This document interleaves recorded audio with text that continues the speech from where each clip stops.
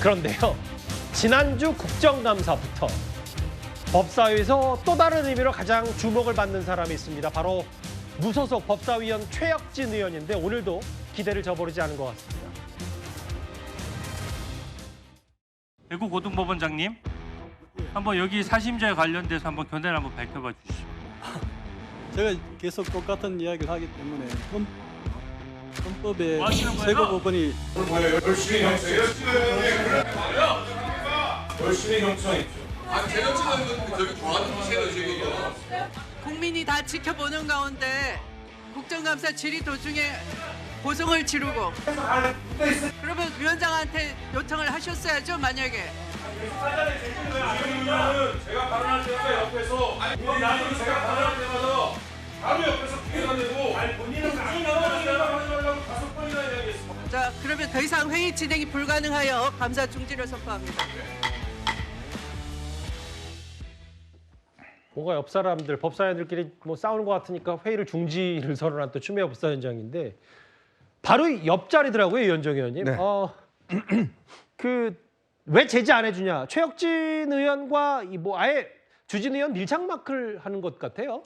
그러니까 말입니다. 보면 최혁진 의원이라는 사람이 굉장히 발언도 세게 하고 목소리도 높이고 있는데 글쎄 추미애 위원장이 별로 그렇게 제지하는 것 같지는 않아요. 자, 근데 이제 옆에서 이 다툼이 벌어지니까 또 추미애 위원장이 이제 개입을 하고 하는데 좀 딴 걸 떠나서 이 국회의원들은 일단 헌법기관이지 않습니까? 예. 그러면 최소한 사실관계를 기초로 해서 어떤 질의를 한다든지 좀 우리가 국민적인 상식을 기반으로 해야 되는데 예.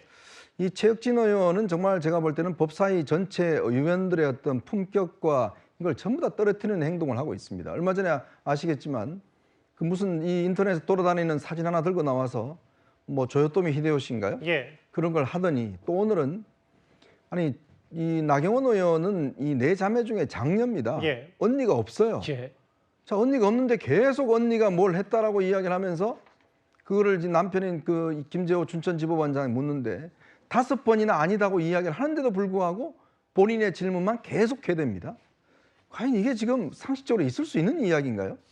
아니 언니가 없다는 거 천하가 다 알고 아는 사람 다 아는데 예. 그걸 가지고 계속 언니가 누굴 소개시켜주고 했다 이런 질문을 하는데 그거야말로 아까 추미애 위원장이 이야기했듯이 사실이 아닌 걸 가지고 자꾸 저렇게 억지를 부리는 거 아니겠습니까? 예. 그것도 제지하지 않으면서 정말 이 법사위원들이 본인들 스스로의 품격을 생각한다면 최혁진 의원에 대해서 경고를 하든지 아니면 사보임 시키든지 이런 조치를 취해야지 이 한 사람 때문에 법사위 전체가 물론 다른 사람도 비슷합니다만은 예. 전체가 더 품격이 떨어지는 게 아닌가라는 생각이 들어서 정말 낯뜨거워서 볼 수가 없습니다. 우리 국회 상원격인 법사위에서 좀 다른 상임위로 바꿔줘야 된다는 말씀 주장을 하셨는데 아까 얘기했던 있지도 않은 나경원 의원의 언니 공방 그 영상과 함께 나경원 의원이 이에 대해서 어떻게 반박했는지도 연이어서 한번 들어보겠습니다. 최근에 김충식 씨가 공개적인 석상에서 새로 만나는 내연녀로 알려진 여성은 나경원 의원이 소개했다라고 공식적으로 이야기를 했습니다. 무엇입니까? 나경원 의원 모릅니다. 언니가 소개를 했다고. 나경원 의원은 언니가 없습니다. 그러세요? 나경원 의원은 언니가 없습니다. 언니가 없습니다. 김충식 씨 고소고발 하시겠습니까? 언니가 없습니다. 자, 나경원 의원에게 언니가 있습니까? 없습니다. 사촌 언니가 있습니까? 사촌 언니까지는 제가 이야기할 사촌 언니는- 이유가 없습니까? 의원님들 공정한 감사하시라고 이석했더니 가짜뉴스 공장이 됐습니다. 이 가짜뉴스 말씀하신 분들 회의장 밖에 나가서 말씀하십시오. 제가 시원하게 고소해드리겠습니다. 언니 없다고 5번만 얘기하니까 사촌 언니 없냐고 물어봤어요. 최진봉 교수님.